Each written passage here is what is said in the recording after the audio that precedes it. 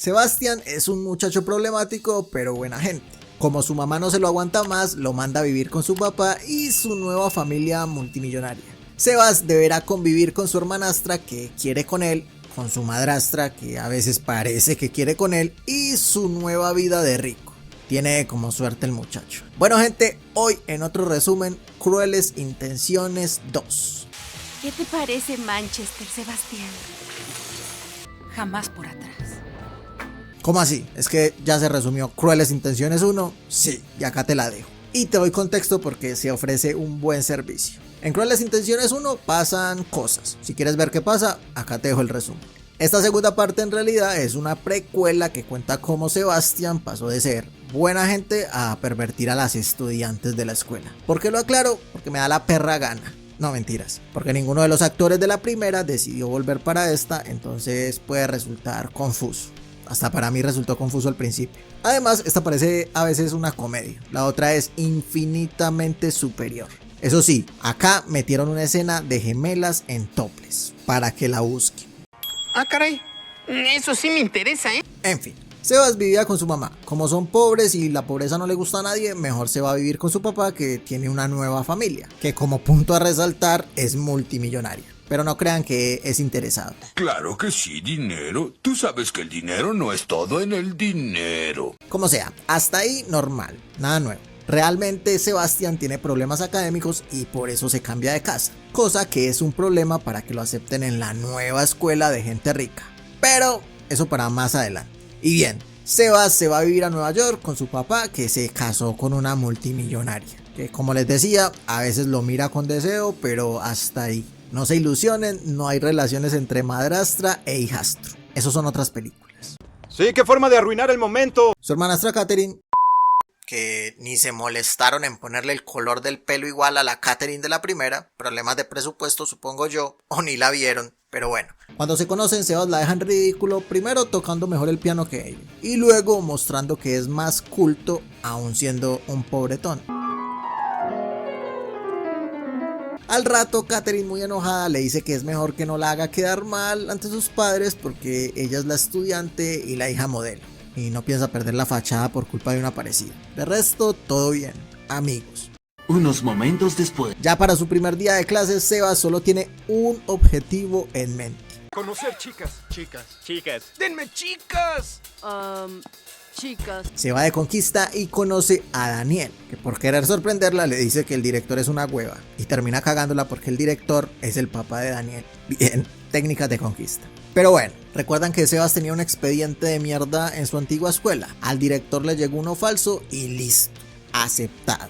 Así de fácil. Como les decía, Catherine tiene una fachada de estudiante perfecta y es la presidenta de los alumnos. En su discurso de inicio de año la interrumpe Cherry, que casi se muere ahogada, y a la que Daniel salva. Catherine se queda con esta cara de enojada por perder el protagonismo y decide vengarse de Cherry. ¿Cómo? Te preguntarás, o tal vez no, pero ¿cómo?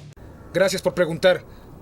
Bueno, primero hay que decir que Catherine podría conquistar el mundo si se lo propone porque prácticamente es la dueña de la perra escuela. Por ejemplo, sedujo a un profesor solo para no hacer ningún tipo de clases de deportes. Y eso sí, si el profesor no le cambia las clases, pues simplemente ella tiene pruebas de que él se le insinuó. Loca. ¡Esta perra está loca! Aparte hay una sociedad secreta de la que se habla en la primera película pero nunca se muestra. Sí, sociedad secreta. Y ahí califican a los estudiantes nuevos según su riqueza y determinan quién entra o no entra a la escuela. Ah, y también deciden quién trabaja y quién no. Me pregunto si así es la gente con mucha plata de verdad. Nunca lo sabremos. En fin, como Cherry le hizo quedar mal y es muy inocente, piensa en convertirla en la cualquiera de la escuela, dañando su reputación. Eso sí, para sumarle a la ira de Catherine, la familia de Cherry tiene más plata que la de ella, cosa que la enoja más. Soy una buena chica. Bien, esa es la parte de la sociópata. Por su parte, Sebastián lo está dando todo para conquistar a Daniel, invitándole a una tacita de café allí, otra allá, se conocen un poco, se empiezan a caer bien porque los dos son pobres. Daniel solo está en el colegio porque es la hija del director y bueno, Sebastián porque su papá es un vividor que conquista mujeres millonarias. Pero no lo juzgo, si pudiera yo haría lo mismo. Y sé que tú también, persona que estás viendo este video sin suscribirte. Suscríbete que no se demora nada, me ayudaría mucho y te mando un abrazo y un beso. Gracias. Yo no lo sabía, pero ahora me alegra saberlo. Siguiendo con el macabro plan de Katherine, imagina el tiempo que hay que tener libre para dedicarse a joderle la vida a las otras personas. Ella se lleva a Sherry a una discoteca para que tenga su primera experiencia con uno de sus amigos y tomarle una que otra foto. Era un plan brillante hasta que empezó. Mientras tanto, Sebastian se enamora cada vez más de Daniel, cosa que no le gusta a Katherine, claro, no puede ver a nadie feliz, lo que hace que se cranee cómo dañarle la conquista. Por ejemplo, intenta sabotearle su fidelidad con sus amigas, las gemelas, que se las mete al baño. Que miren ese baño, es más grande que mi casa. Y también es lo único que van a poder ver y lo único que les voy a mostrar, porque toda la perra escena son las gemelas en topless besándose y tocándose. Ah, caray.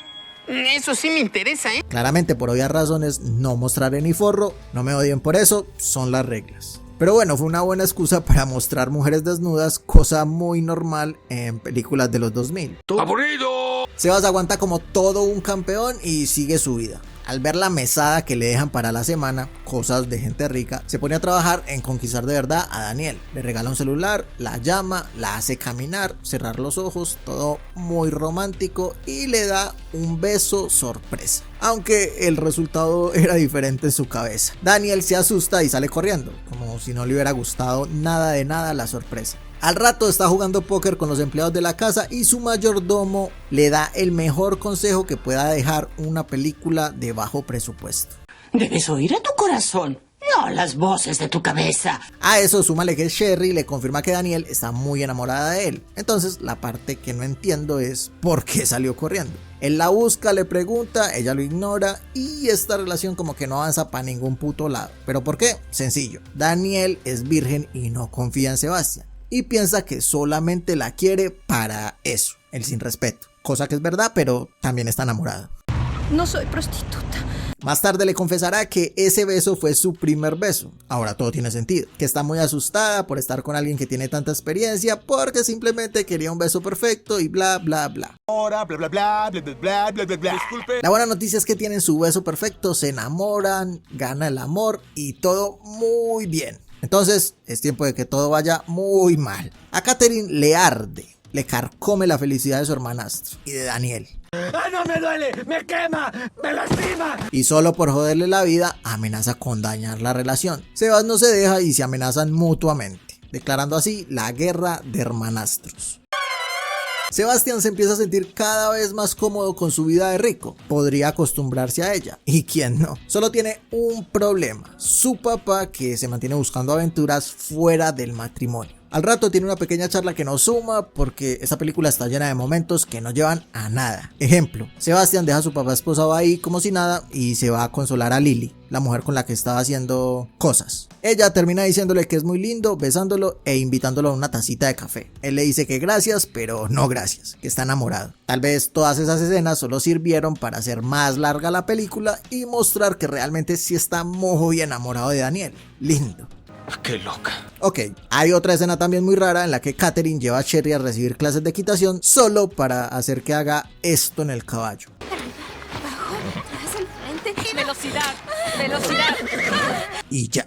En fin, puras excusas para mostrar cosas con connotación sexual. Ah, pero la trama se enriquece. Pero la historia principal es la que se pone buena. Sebas y Daniel siguen saliendo y ya hasta se manosean en público.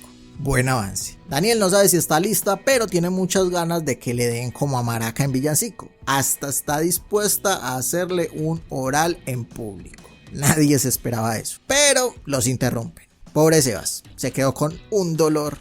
¡Ay, cómo duele! Efectivamente, Katherine encuentra el verdadero historial que tenía Sebas en la antigua escuela y lo chantajea. Si no termina su relación con Daniel, pues simplemente lo muestra todo y no va a poder seguir teniendo su vida de rico. Ah, y un detalle más, también le tiene que dar como registradora de supermercado a ella, porque se le antoja. Y pues, sí está muy enamorado, pero la vida de rico mueve más, ¿o no?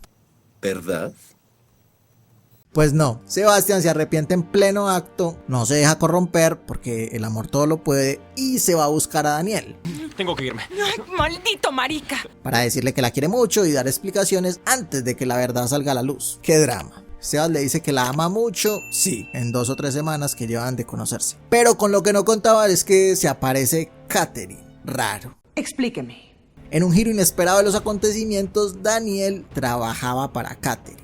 No es ninguna virgen y solo estaba en el juego para romperle el corazón al pobre Sebastián. Tremendo plot twist. Podemos ver justo el cuadro de cuando se le rompe el corazón. Katherine se declara la ganadora de su guerra y contra todo pronóstico lo invita a ser parte de un trío. Y bueno, Sebastián estaba muy triste con el corazón roto, pero trío mata lo que sea.